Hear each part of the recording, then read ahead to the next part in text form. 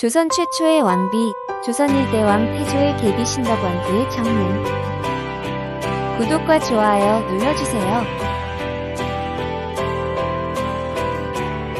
안녕하세요. 이곳은 서울에 위치한 정릉입니다. 정릉은 조선 1대 왕 태조의 계비 신덕왕후 강씨가 잠든 곳입니다. 신덕왕후는 언제 태어났는지 알 수 없지만 남편인 이성계보다 매우 어렸다고 합니다. 이성계는 양처인 한씨 부인을 두고 있던 상황이었습니다. 그러다가 강씨를 만나게 되면서 그녀를 두 번째 부인으로 맞이했습니다. 그래서 강씨는 이성계의 경처가 되었답니다.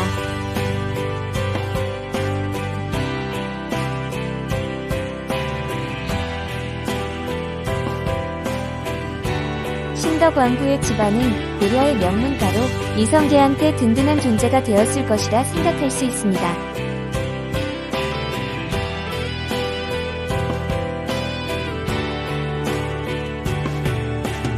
그래서 고려의 모신이던 이성계는 신덕왕후와 혼인하면서 권력을 형성하는 데 큰 도움이 되었을 것입니다.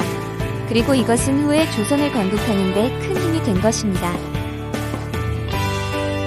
그렇게 이성계가 의화도 회군으로 권력을 잡게 되면서 신덕왕후 역시 큰 자리에 다가설 수 있었습니다. 그러던 중 태조의 향처인 한씨 부인이 이성계가 왕위에 오르기 전인 1391년에 세상을 떠나는 일이 발생하였습니다.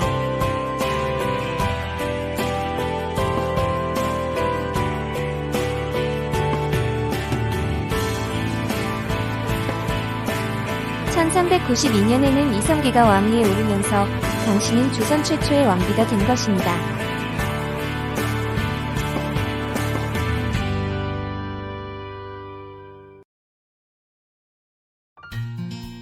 한씨 부인은 이성계 사이에서 6형제를 낳았습니다. 이 6형제들은 대부분 용맹했으며 그중 5째인 이방원은 아버지 이성계를 위해 고려의 충신들을 죽인 인물이었습니다. 신덕왕후 강씨도 이성계와의 사이에서 이남 일녀를 두었습니다. 신의왕후 한씨 소생의 아들들보다는 나이가 한참 어렸지만 그녀는 자기 아들을 후계자로 만들고 싶은 욕심이 있었습니다.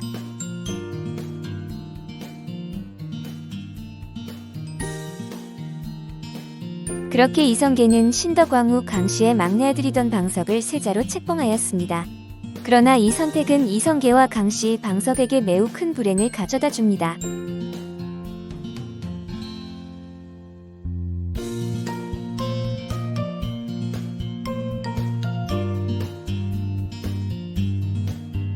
신의왕후 한씨의 아들들은 부처 소생의 차남이 왕세자가 된 것에 매우 분노하였습니다. 한씨의 아들들은 장성하였으며 그 중에는 조선을 건국하는 데 큰 힘이 된 아들도 있었습니다. 자신의 어린 아들을 세자로 앉히는 데 성공했지만 세자 자리는 불편할 뿐이었습니다. 세자 방석한테는 장성한 형들의 기가 매우 강해 작아질 뿐이었습니다. 불안한 세자 자리를 지키기 위해 신덕왕후는 방석을 보호했습니다.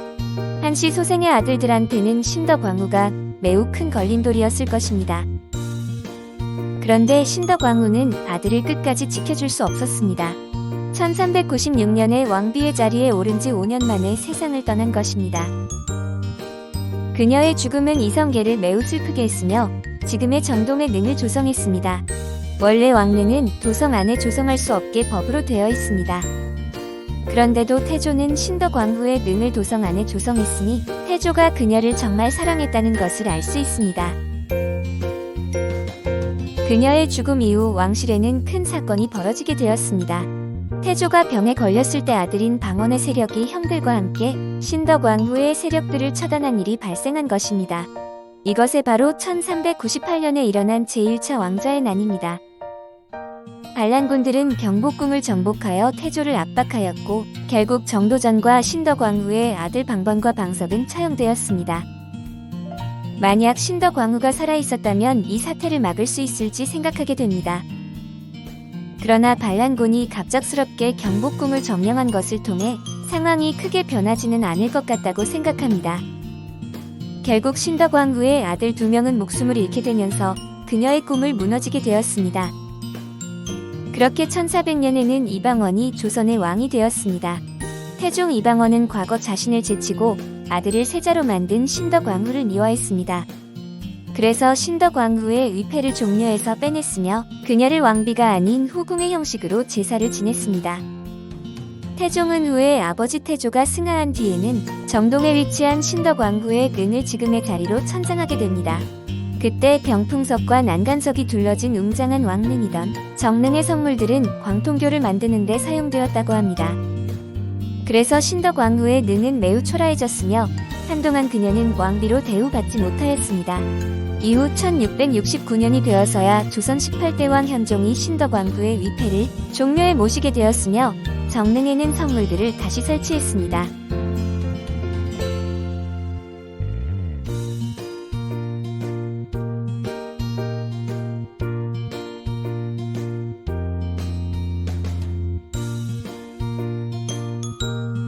그래서 정릉에는 정동에 있었던 성물과 현종 때 만들어진 성물들이 같이 있다고 합니다. 현종 때 성물들을 다시 설치했음에도 정릉의 모습은 여전히 초라한 것을 볼 수 있습니다.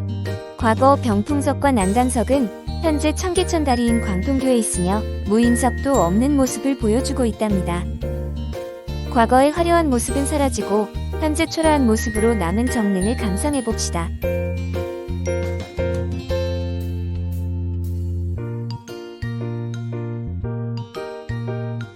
조선의 최초 왕비이자 조선시대에 조형된 첫 왕릉이기도 했던 정릉의 원래 모습은 사라진 지 이미 오래된 것을 확인할 수 있습니다.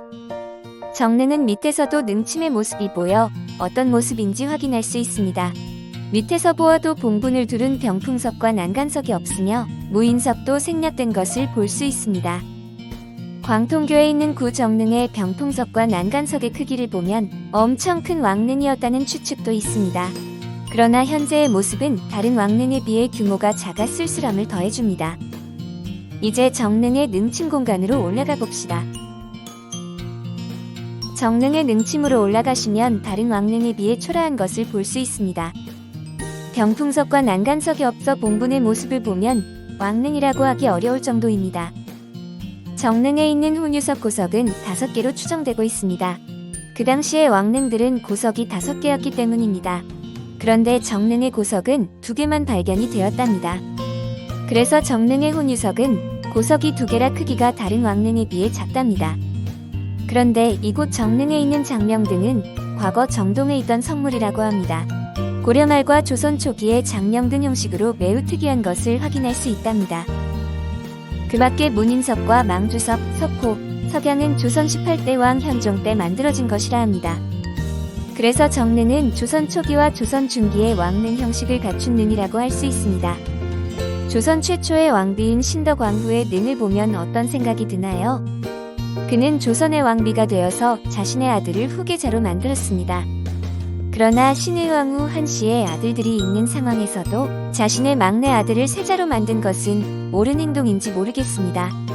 결국 역사의 승자는 살아있는 사람이라는 것을 알려주듯이 신덕왕후는 생전과는 달리 사후 비참한 대우를 받았습니다. 그녀의 능은 여전히 초라함이 담겨 있습니다.